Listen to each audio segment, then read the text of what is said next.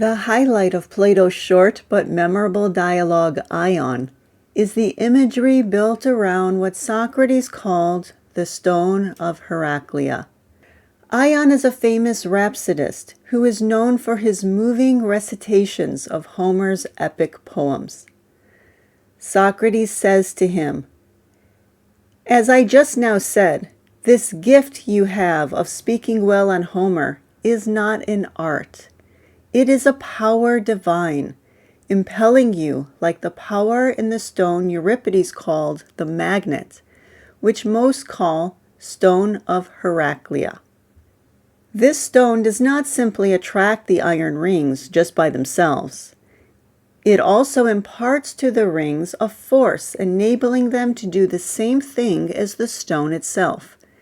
That is, to attract another ring, so that sometimes a chain is formed, quite a long one, of iron rings suspended from one another." So Socrates is drawing a picture in our minds of rings linked one to another on this magnetic stone. But these are not just any rings. They are not linked like rings in a chain. These are rings that have acquired the same magnetic quality as the stone. For all of them, however, their power depends upon that lodestone. The rings get their power from the stone, and so they can attract further rings, and in this way they form a chain. And here is the point of this analogy. Just so the muse. She first makes men inspired, and then through these inspired ones, others share in the enthusiasm, and a chain is formed.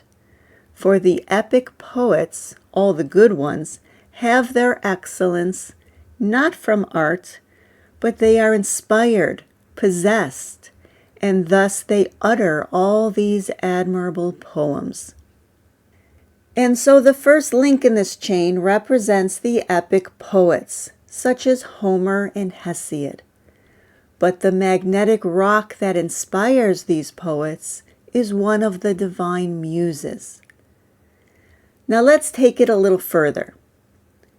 So it is also with the good lyric poets, as the worshipping Corybatans are not in their senses when they dance, so the lyric poets are not in their senses when they make these lovely lyric poems. A poet is a light and winged thing, and holy, and never able to compose until he has become inspired and is beside himself, and reason is no longer in him. So long as he has this, namely reason, in his possession, no man is able to make poetry or to chant in prophecy. On one level, this is a nice compliment to poets, calling them winged and holy. It gives us a warm, fuzzy feeling, perhaps. But there is a metaphysics behind this as well. Socrates is referring to what in the dialogue Phaedrus he called divine madness. Here is a passage from the Phaedrus. "There is a third form of possession or madness, of which the muses are the source. This seizes a tender virgin soul and stimulates it to rapt, passionate expression, especially in lyric poetry, glorifying the countless mighty deeds of ancient times for the instruction of posterity. But if any man comes to the gates of poetry without the madness of the muses, persuaded that skill alone will make him a good poet, then shall he and his works of sanity with him be brought naught by the poetry of madness, and behold, their place is nowhere to be found." In other words, skill alone cannot match inspiration. There is a certain energy, a certain frequency we tap into during moments of inspiration. And this is true for all of us, not only poets. That is why the studies of a wisdom tradition are not like academic studies. Studying a text, such as the Ion or the Phaedrus, prepares the soul for profound experience.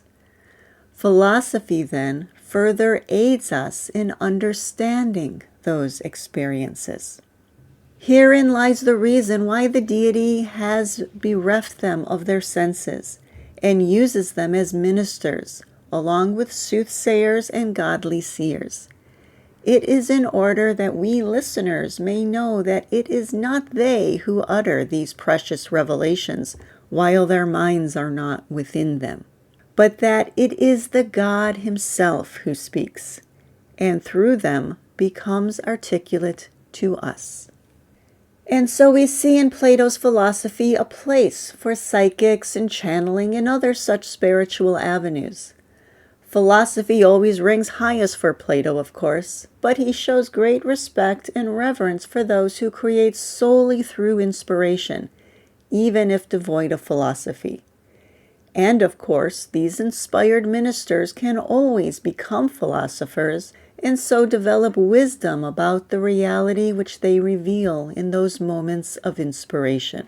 Without philosophy, they are interpreters of the gods, but not knowers.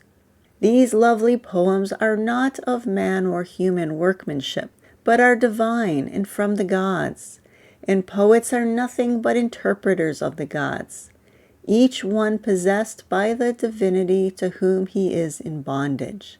And after making his case about the poets, Socrates goes on to argue that the rhapsodists, such as Ion, are also in a fervor. The rhapsodists are the second link in the chain. Here Socrates is talking to Ion.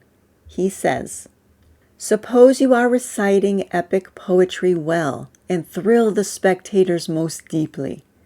When you chant these, are you in your senses, or are you carried out of yourself?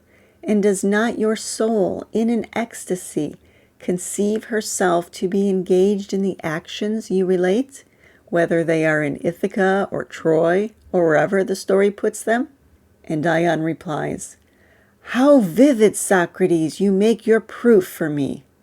I will tell you frankly that whenever I recite a tale of pity, my eyes are filled with tears, and when it is one of horror or dismay, my hair stands up on end with fear, and my heart goes leaping. Well now, Ion, what are we to say of a man like that? There he is, at a sacrifice or a festival, got up in holiday attire, adorned with golden chaplets, and he weeps, though he has lost nothing of his finery. Or he recoils with fear, standing in the presence of more than 20,000 friendly people, though nobody is stripping him or doing him damage. Shall we say that man is in his senses? Never, Socrates, upon my word. That is strictly true. But the power of the Muses, represented by the magnetic quality of the stone of Heraclea, does not end here. Socrates adds another link to the chain, that of the spectators. Now then, are you aware that you produce the same effects in most of the spectators too? Socrates asks. Yes, indeed, I know it very well, Ion replies. As I look down at them from the stage above, I see them every time, weeping, casting terrible glances, stricken with amazement at the deeds recounted. The spectator is the last of the rings I spoke of, which receive their force from one another by virtue of the lodestone. You, the rhapsodist and actor, are the middle ring, and the first one is the poet himself. But it is the deity who, through all the series, draws the spirit of men wherever he desires, transmitting the attractive force from one into another. And from these primary rings, the poets, others are in turn suspended, some attached to this one, some to that, and are filled with inspiration, some by Orpheus, others by Musaeus. But the majority are possessed and held by Homer, and Ion, you are one of these, and are possessed by Homer. Ion does not have knowledge in medicine or warfare or any of the topics of which Homer wrote, and he, Ion, recites. Does not Homer in many passages speak of arts, and have much to say about them? Each separate art, then, has had assigned to it by the deity the power of knowing a particular occupation. I take it that what we know by the pilot's art, we do not know by the art of medicine as well. But falling short of the knowledge of any of these arts, Ion cannot call himself an artist.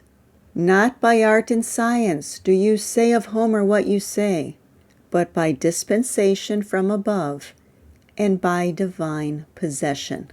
And so Plato has painted for us a picture in words of a divine chain held together by the glue of inspiration. Falling short of knowledge, rhapsodists such as Ion are moved by their intuitive feeling that there is wisdom in the words of Homer.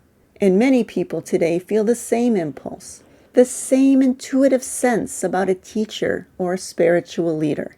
As philosophers, we can fall under this spell as well. Many people who read Plato comment on his words having this allure, but the challenge that Plato and Socrates have left us with is to dare to seek beyond that level of affinity and to gain for ourselves direct knowledge, and then find within the perseverance and the dedication to continue on to the understanding of that knowledge.